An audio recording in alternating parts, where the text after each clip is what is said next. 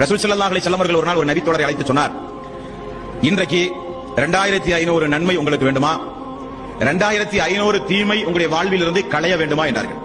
2500 நன்மை உங்களுக்கு ஒரே நாளில் கிடைக்கின்ற வழியை நான் சொல்லித் தரவா வேண்டுமா, 2500 தீமைகள் உங்களுடைய வாழ்வில் இருந்து ஒரு நாளைக்கு களையப்பட வேண்டுமா என்று ரசூல் ஸல்லல்லாஹு அலைஹி வஸல்லம் அவர்கள் கேட்டார்கள். ஆமாம் யா ரசூலல்லாஹ். அப்ப நபிகள் நாயகம் ஸல்லல்லாஹு அலைஹி வஸல்லம் அவர்கள் சொன்ன பதிலை பாருங்கள். எவ்வளவு சாதாரணமான நன்மைகளை அதிகம் அதிகம் பெற்றுத் தருகிற வழிமுறையை ரசூல் ஸல்லல்லாஹு அலைஹி வஸல்லம் அவர்கள் சொல்லித் தருகிறார்கள். ஒரு நேர தொழுகை முடிந்த உடனே ஃபஜ்ர், லுஹர், அஸர், மக்ரிப், இஷா 5 நேர தொழுகை. ஒவ்வொரு நேர தொழுகையிலும் சுப்ஹானல்லாஹ் 10 முறை, அல்ஹம்துலில்லாஹ் 10 முறை, அல்லாஹு அக்பர் 10 முறை. அப்ப ஒரு நேர தொழுகைக்கு 30 முறை தஸ்பீஹ் நீங்கள் சொன்னீர்கள். அப்ப 5 நேரத்திற்கு எவ்வளவு? 30 × 5 150 முறை.